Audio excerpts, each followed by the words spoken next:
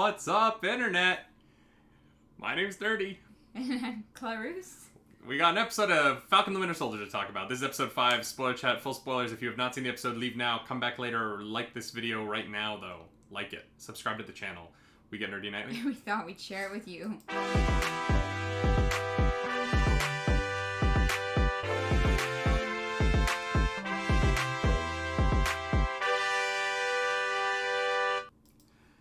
Welcome to another Falcon the Winter Soldier spoiler chat, where two white people try and dissect a conversation about racism. Yeah, if you didn't think this was about race, If you're one of those people who is telling Straw Hat Goofy on TikTok to stop making everything about race, got some news for you. Do you get it yet? Yeah. Are you on board yet? Yeah. This show is about race. Yeah, I don't know how much. And other things, not just race, but very clearly, Sam's storyline within this show is very much a story about African American experiences in America. Yeah, and community, it's.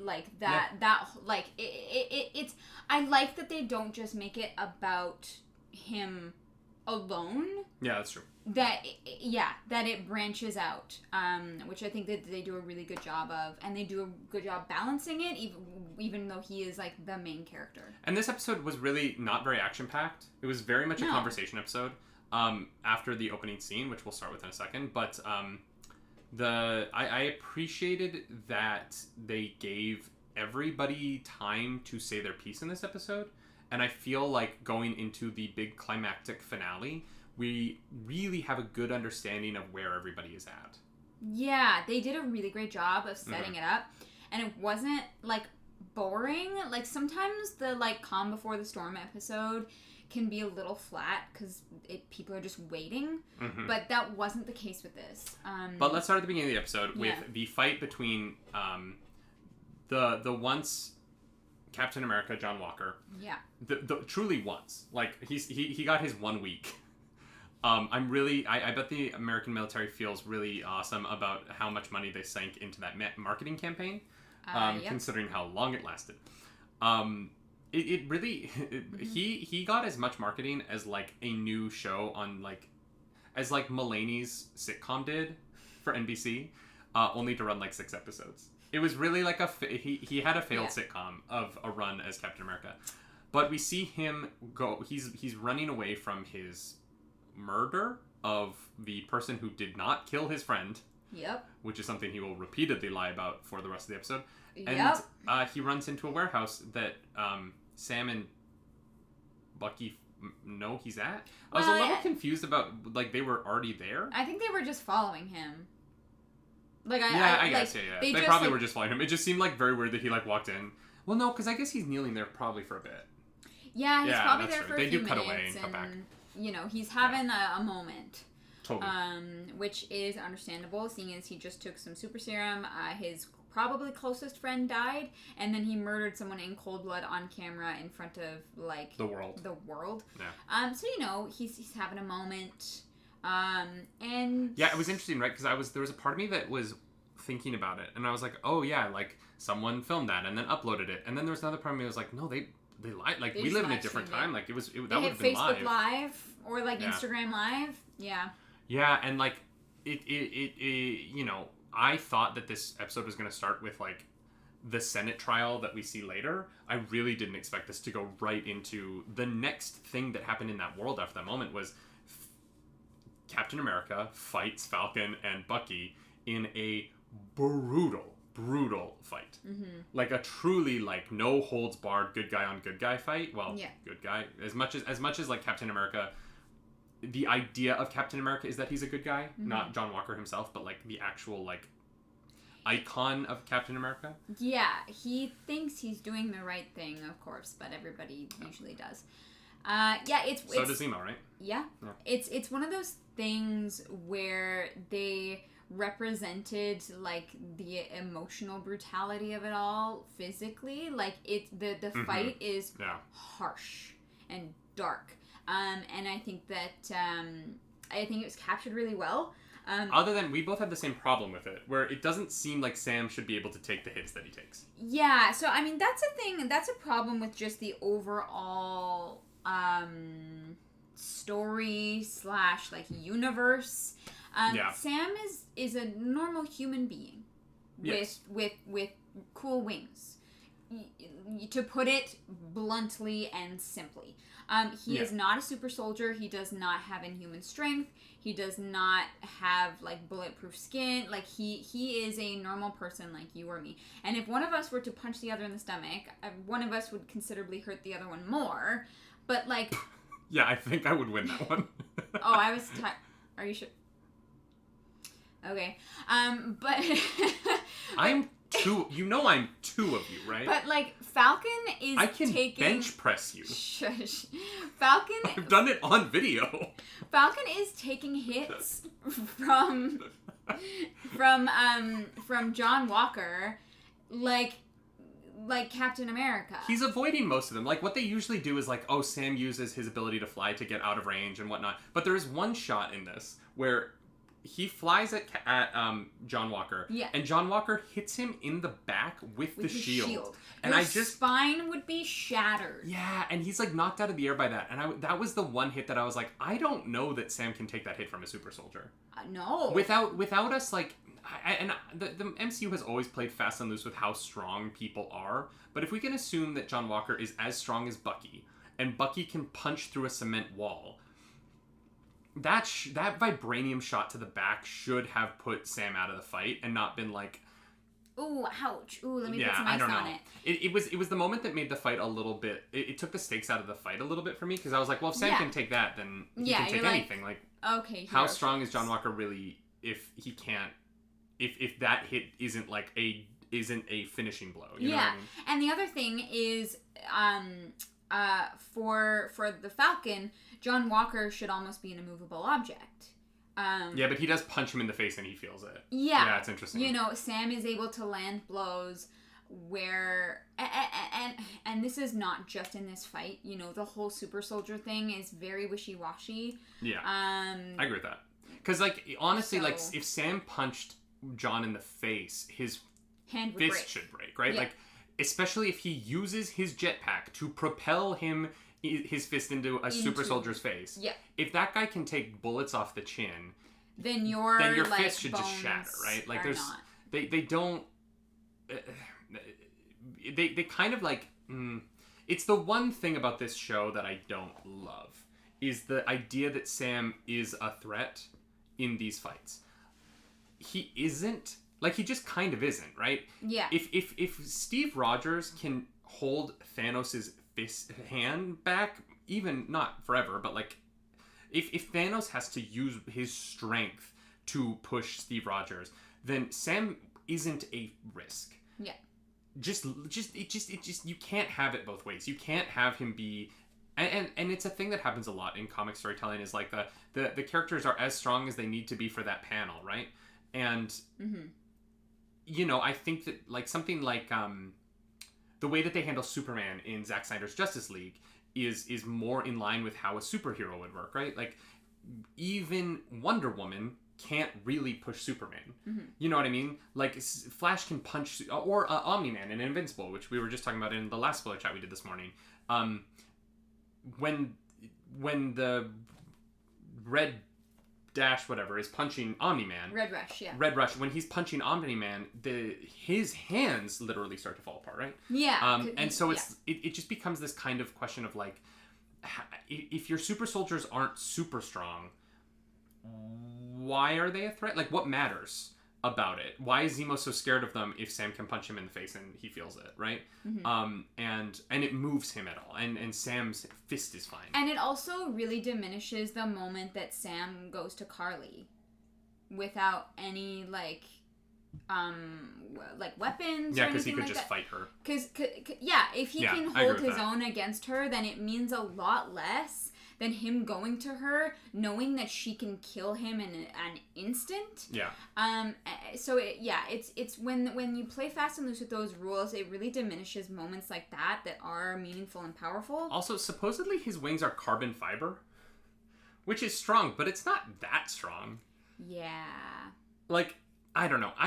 The question of that, the fight scene was really fun to watch, and it was really well choreographed, and it was really cool if you don't think about the fact that Sam is a human being. Yeah. And it's the same problem I have with the shield throwing later.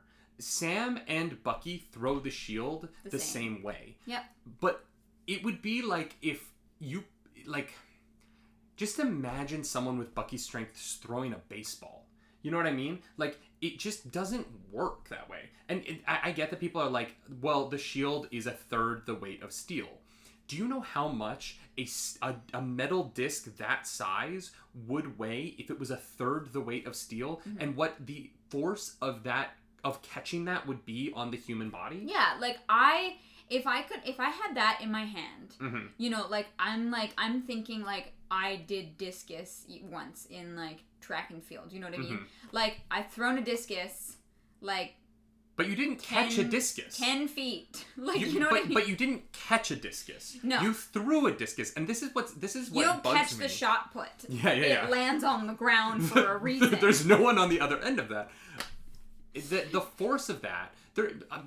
human beings have to wear gloves to catch baseballs, which don't weigh very much. But if a person throws them... And then there's the shot later where mm-hmm. Sam full-on palms... the shield when it comes back at him, his hands would shatter. Yeah, There is no way a normal human being can wield the shield this way. Mm-hmm. And we got so many comments the last time we talked about this where people were like, well, other people have wielded the shield. It never makes sense. It never makes sense. Steve is able to do it because of the serum. Yeah. No human being can wield the shield this way. And it bugs me that Sam is. It does. It bugs me because I'm watching it and I'm going, well, if anyone can throw the shield like that...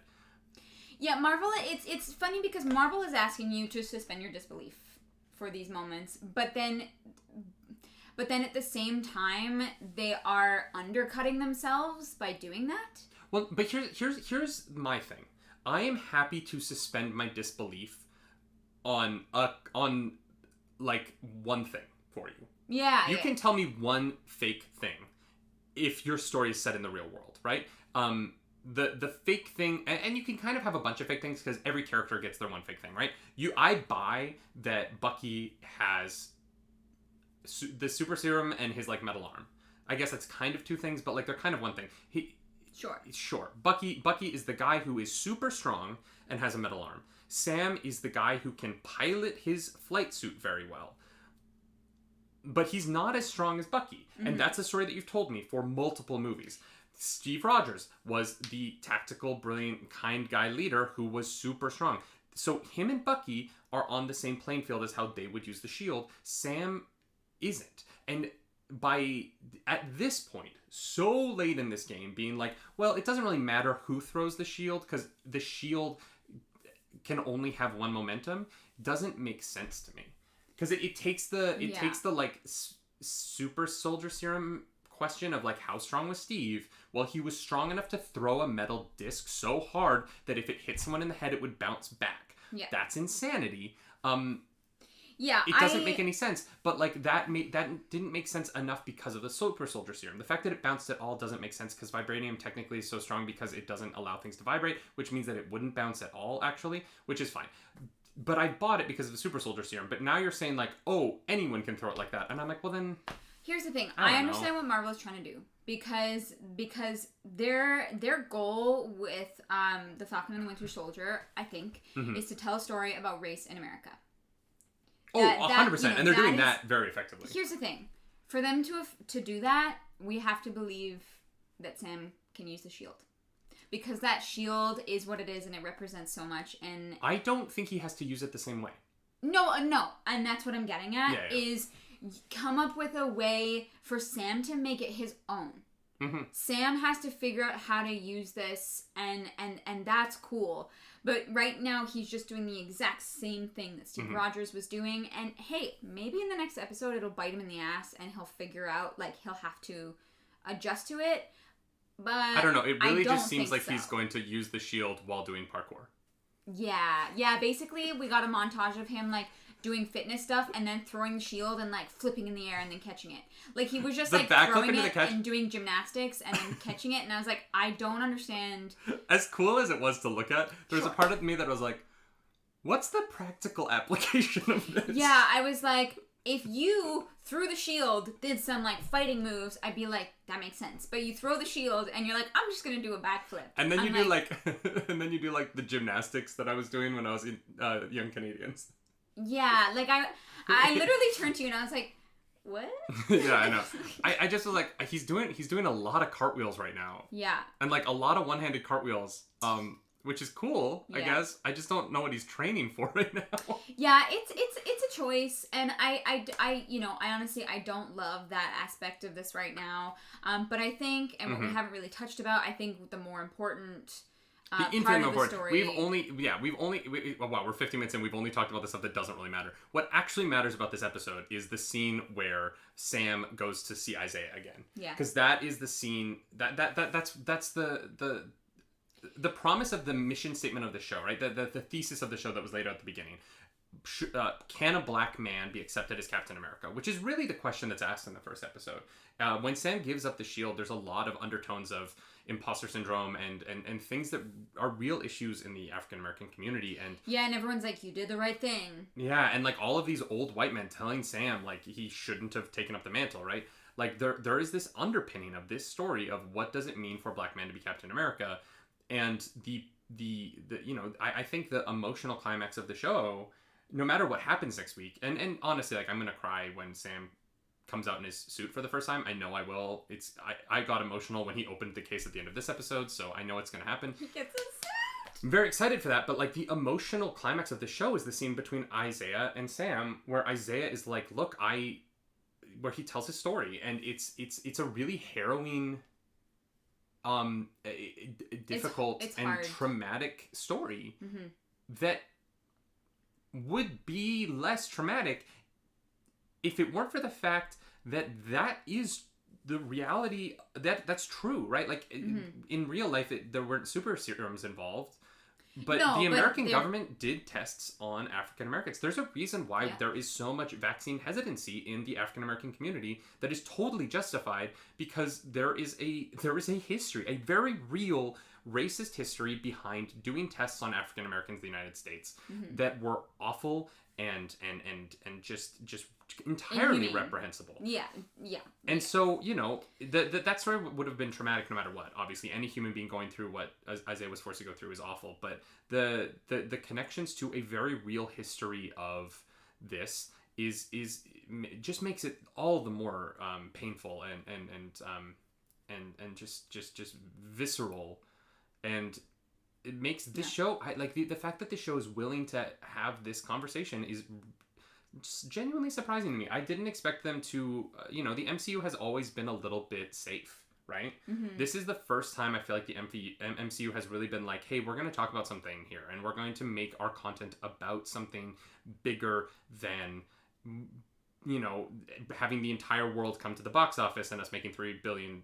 You know what I mean? This is the first time where I felt that the MCU took a social topic like this and gave its writers license to really, really tell their story. Yeah. And it hurt. Like, that scene was really hard to watch, and it was important. And, I knew it was coming as soon as we saw Baltimore, Maryland come up on the screen and Sam walking down that street. Like, I knew that was coming, but like the fact that Isaiah didn't even want to look at the shield is awful, and it's traumatic, and it's the true story of America, right? Like, this is the reality of the world that we live in, and the history of the world that we live in. And obviously we're in Canada, but we have our own crap up here, and I'm half American, so it was it's important, and it's important that things like the MCU shine lights on this. Yes, it's really significant that something like Marvel, like Disney, that has such a huge, diverse, vast fan base, is willing to put this story at the forefront of people's televisions or screens. Like that because a lot, because I feel like a lot of white people like to pretend that it's all in the past because they're doing good things now and trying to move forward. And I think it's important to definitely move forward, but forgetting history is how it repeats itself. That's been said time and time again. And I think that bringing these conversations into people's living rooms is super, super important. Yeah, but it's not the history, right? Like, Dante Wright was shot this week.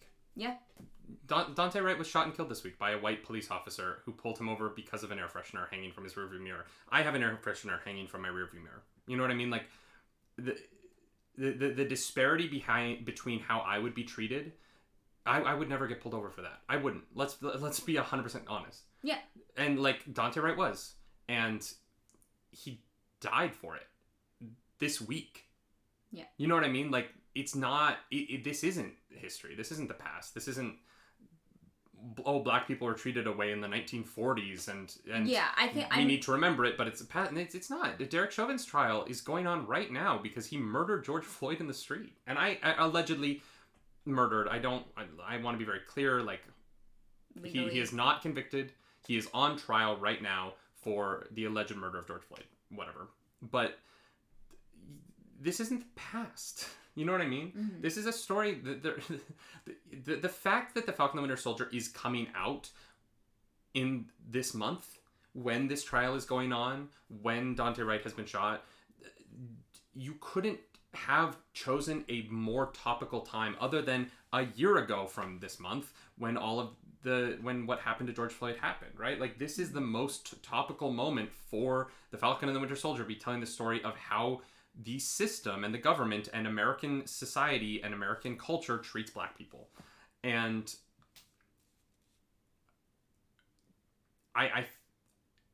it makes it harder to watch because it is so present.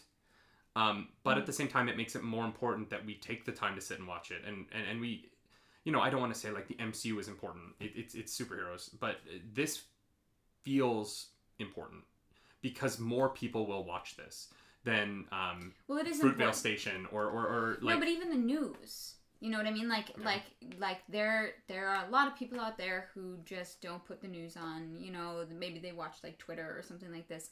But this just brings those very like real themes, hopefully closer to people understanding.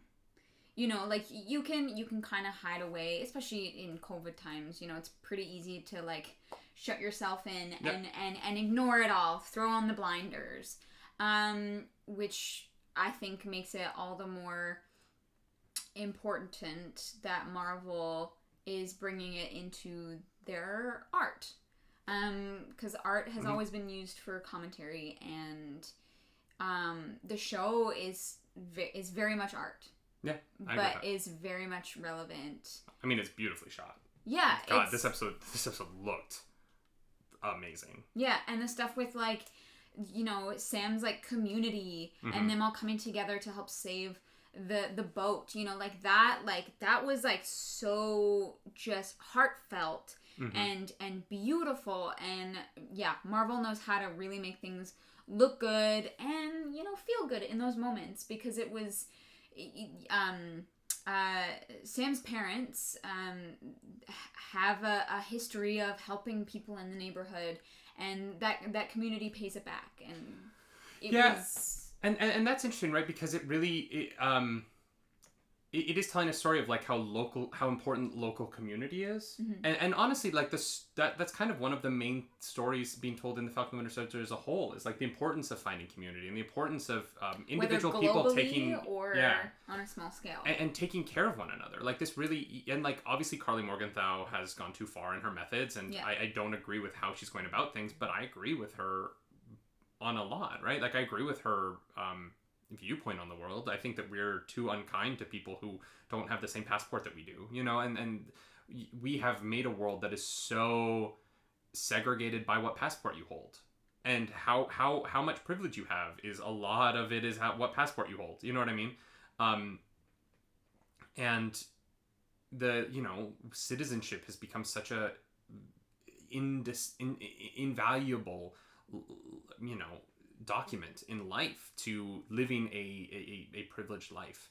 And you know, I think that a lot of times conversations about privilege are really about like within one country, what is the social stratus, And, you know, I think that we are on the verge of having some really, really big conversations about, and this show is kind of like a little bit ahead of its time, I think, in that, in talking about, especially with how climate change is about to affect the world, and how it already has affected the world in places like Syria, and how we're going to continue to see droughts lead to mass migration, and what that is going to mean for the world, and how we're going to respond to that. I think that this is an important conversation to be having, and finding empathy for people who do not look like us is only going to be more and more and more important in the coming years. And, you know, let's be honest, the viewership of Falcon and the Winter Soldier is huge. We know that this is the most watched Disney Plus program so far now. Yeah. It has the highest viewership numbers, right? So people are watching this, and people are watching empathetic storytelling about people of color in a way that I think is important. And look, is it the most important thing in the world? No, it's not. But is it important in its own way? I think it is. And I think that it's also just fantastic television. Yeah. We're at 25 minutes. There's a couple more things we wanted to address in the episode. Obviously, the end of Baron Zemo's storyline.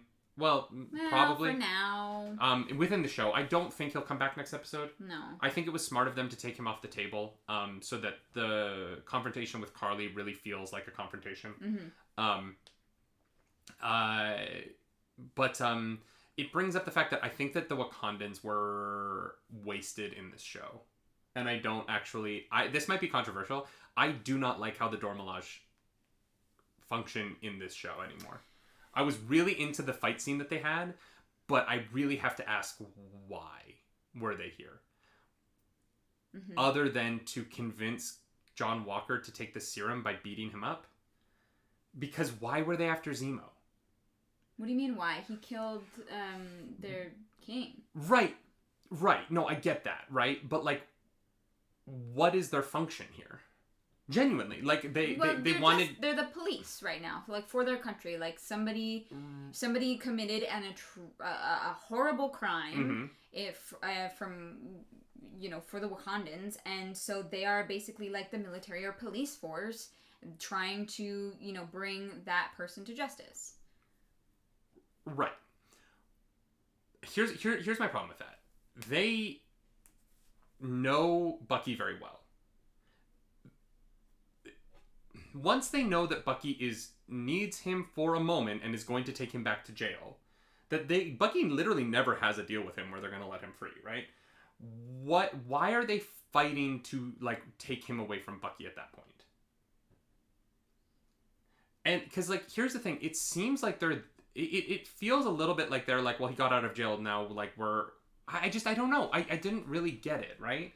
Because even then, once they didn't need Zemo anymore, they gave him back. He went back to jail. Like they gave him to the Dormelage. Who were taking him to the Raft, which is the underwater prison, which is weird. I figured the Dormelage would take him to like a Wakandan prison. Wakanda, yeah. But no, they gave him to the prison that we see Thaddeus Thunderbolt Ross heading up in at the end of Civil War. Okay. The Raft is the one that comes up out of the ocean. Gotcha. So I there was a part of me that was kind of like, why were the Dormelage in this? Other than to convince John Walker to take the serum. But it just kind of felt a little bit like they didn't trust Bucky, which is weird. Yeah. Like because we've never seen a breakdown in trust between Bucky and the Wakandans, and so it just felt like they gave him literally no. There was no room for him to do what needed to be done. Yeah. And then they just kind of backed off, and then they got him and they took him back to a prison that they don't have jurisdiction over. Yeah. So it just felt like a weird kind of, all right, the Dormelage came in, kicked Captain America's butt, and then left. And I don't know. I feel like they would have the same interest in stopping an international terrorist organization, and they don't seem at all concerned about Carly Morgenthau. And so it just felt I feel like they should have showed up. Bucky should have been like, yeah, we need him to stop these 8 super terrorists, and who are maybe not terrorists at that point. So it's a little complicated, but like, I don't know. It just their purpose is muddled to me now. Yeah, maybe they will come back next episode. I doubt it. I feel like they moved a lot of pieces off of the table in this episode to make the next episode. Like, I think that the big players in the next episode obviously are going to be Sharon Carter, who is very clearly the power broker. Yeah. She literally sends Batroc to kill Falcon. That's going to be very interesting to see. Carly Morgenthau, Sam Wilson, Captain America. Can't wait. The post-credits teaser of John Walker building his new shield. Mm-hmm. Bucky, obviously. And Bucky. Like, that's kind of it, right? Yeah. Everyone, Zemo, the Wakandans, have been kind of taken off of the table. Mm-hmm. The senator who's been at the center of all this is obviously going to be the MacGuffin of the episode, trying to save him, trying to kill him. But I don't know. I think that, like, taking Zemo off the table here is the right choice. Yeah, but I see your point about the Wakandans. They were kind of just there to push John Walker's buttons a little bit and then leave, I guess. I don't know. I guess they just monitor Zemo, and if, like, were they waiting? I don't know. I don't know either. I don't, like, he gets out of prison and then they show up, like, within hours, right? Yeah. Like, it just felt a little bit like... Yeah, I don't know. That's an interesting question. I don't know. I don't have a good answer, because the one thing we know is they weren't there to kill him, right? Because if they were there to kill him, it would completely undermine T'Challa's act at the end of Civil War where he saved him from killing himself. Mm-hmm. And if the Wakandans were there to kill Zemo, which is kind of what it felt like a little bit, but that would have never made sense to me because... here's the thing. I missed the whole thing about the raft, so I was under the impression that they took him to Wakanda. No, Ao, who last episode we said was a new Dora Milaje character, I was so wrong. She's in both Civil War and Black Panther. Yeah, as soon as we saw, we were like, yeah, that's her. Yeah, that was my bad. That was I forgot about Ao, and that I have this week I rewatched Civil War and Black Panther to remind myself, and yep, she's there. Yep. She's very, very, very much there, and I'm just an idiot. I also haven't seen those movies since before Infinity War came out, so it's been actually a long time. But it was actually nice to rewatch Black Panther. I don't know why they took Zemo not to Wakanda. Like, they also didn't take him to the prison that he was in before. Like, I just don't really understand. He got broken out of it. Obviously they don't want that to happen again, but I thought they would have taken him to Wakanda so that, like, he could, like... I don't know. I feel like if I was them, he broke out of prison. Like, I get that they're like, no, he has to continue to pay his penance. Yeah, totally. But if I trusted Bucky, which I thought they did, and I guess they give him 8 hours and whatnot, but then they are also the reason that he gets away. Like, full stop. The only reason Zemo escapes is because they break into that room. Yeah. You know what I mean? Like, so they, in their not trusting of Bucky, he almost fully escapes. Mm-hmm. Which is just... I don't know. I just kind of and he doesn't wish I understood more. He doesn't even try to escape. He just goes to the memorial and kind of just, like, waits for Bucky to show up. Yeah, which I'm like, I would love to know how long he was there. He's just standing there for, like, days. He's got, like, Subway sandwich wrappers piled up next to him. Yeah, I guess that whole scene was kind of just a little bit like, meh. Yeah, it also just is like, what was Zemo's plan? I don't know. Because he's not done. No. Because now John Walker has the serum, and Carly has the serum, and all of Carly's friends still have the serum. So the whole thing is just weird. No I'm like, way that he's not. Yeah, I don't know. What is Zemo doing? Why is he getting... Like, it seems like he wants to be caught. Yeah, he was literally, like, waiting there. I don't know. I just... It made the whole Zemo... It was a weird end to the Zemo Wakanda Dora Milaje storyline that just felt like we just need to get this out of the way so we can get to the climax. Yeah, I didn't love that. So I guess we'll see next week if there's anything else there that we just don't know about. But if that's kind of the end of it, I think we'll be a little disappointed. It's weird, right? Because I really love the Sam and Bucky and Sam's sister stuff in this episode. I thought that storyline was really strong. I like the Carly Morgenthau stuff setting up the finale. The Zemo and Wakanda and the first fight are the two things, and Sam how Sam uses the shield. Oh, yeah. Even though I love that he's playing catch with Bucky using the shield, I think it's brilliant. While at the same time being like frustrated with it visually, because he just kind of goes like boom, and it goes boom, and I'm like, the amount of physical effort a normal human would take to throw that metal disc, it doesn't matter. It doesn't matter. What matters is what I was saying. The stuff I liked about this episode was the Sam and Bucky and like the relationship and the talking and the rebuilding the boat and all of that stuff, and how it talks about race and how it like really dives into those subjects in an important way. The stuff that I didn't love as much was the place setting of the finale. Yeah. Particularly the removal of Zemo from the board. Yeah. In a way that just felt like he just kind of was like, well, like, why did he escape then? Why did he leave through the sewer? He must have set something up. Like he has to come back. There's okay, yeah, you're right. There's something in that time. He did something. He's done something to help set up whatever it is he's planning. We just have literally no idea what that is, and we probably won't find out for a while. Because there's no way he was standing at the memorial for days. You know what I mean? Like he's been up to something. We just don't know what. Well, now I'm intrigued. Yeah. Because he had enough time. Zemo show? He had enough time. Like Loki, it's the sequel to Loki. All the villains get their own show. He had enough time to set something up, right? To put something in motion. Yep. So he might come back. Ooh. Okay. Mm-hmm. All right. Yeah, he's a smart guy. You know, he can like, he's waiting to like flick the dominoes and.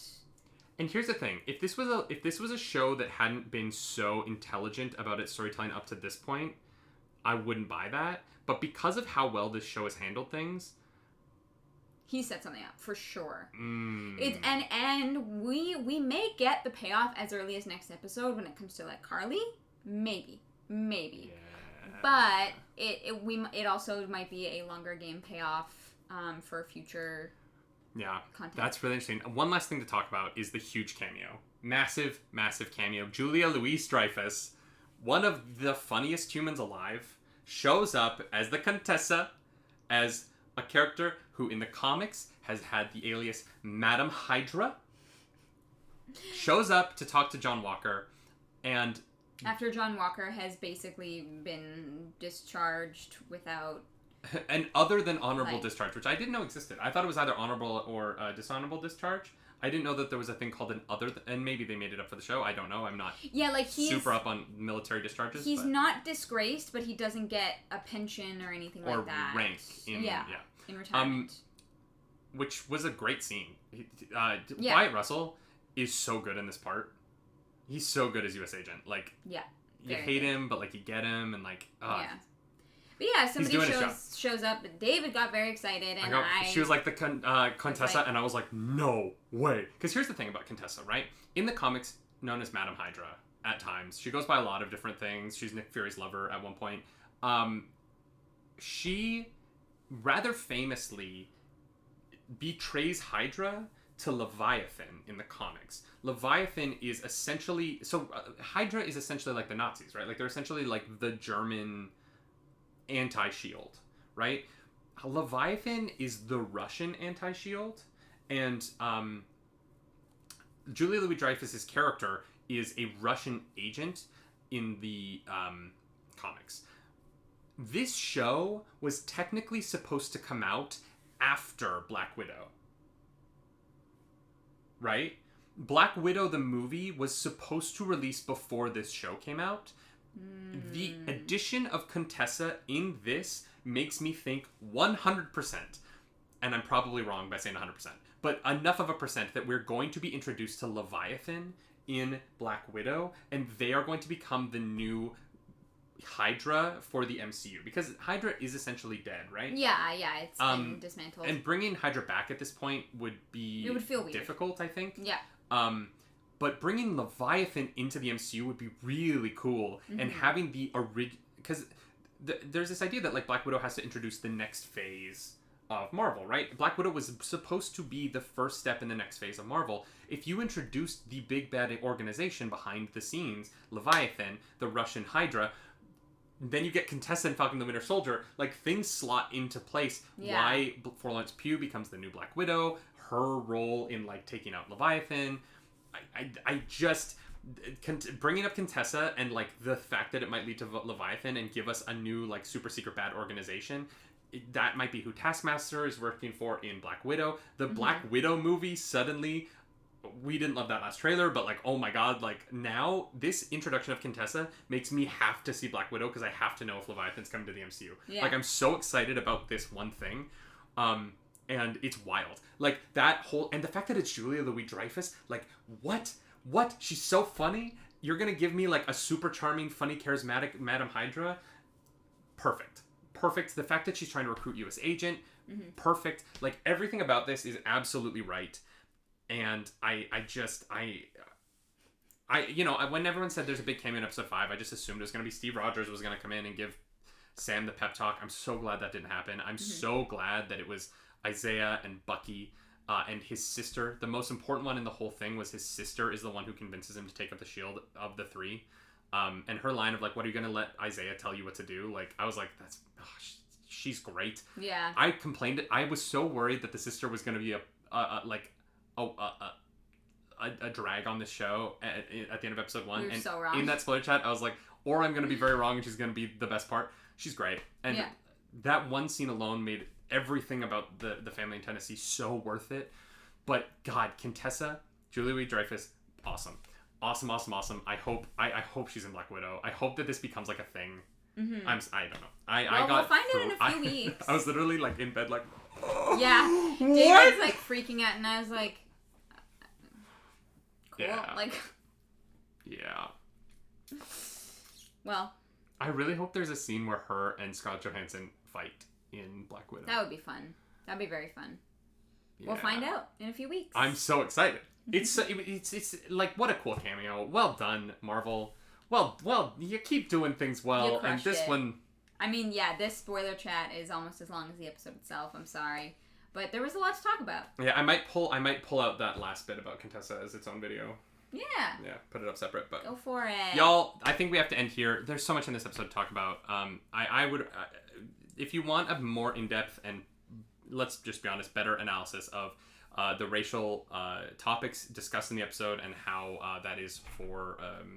how that plays to the audience that it's really for, which is African-American audiences. I would recommend going out and finding creators who are talking about this episode who are African-Americans in particular, because I think that they're going to have a perspective on this that is far more nuanced and far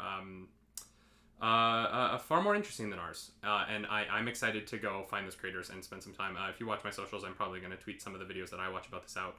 Go follow Straw Hat Goofy on TikTok. I really love his breakdowns of Falcon the Winter Soldier, particularly some of the videos he's done about race in Falcon the Winter Soldier have been eye-opening to an experience that I will never have. And I really recommend him as a creator. And I'm going to keep sharing other creators who are doing really good analysis of stuff like this from a perspective that I don't have and that I will never have. I think that... as I think this show is trying to say, like, having empathy for people who do not look like you is important. Learning from people who do not look like you is important. And having relationship and kindness and care and giving grace to people who do not look like you is important. We need it more than ever in the world now. And I'm grateful to Marvel for telling that story. Yeah, me too. As always, like and subscribe to the channel. If you don't like this video, please hit the dislike button. Say mean things about us in the comments. The algorithm god is hungry and we must feed her. You can follow us over on Twitch. I'm over at twitch.tv/nerdynightly. I'm over at twitch.tv/ClarishDakar. And as always, do something nerdy tonight. Bye, guys.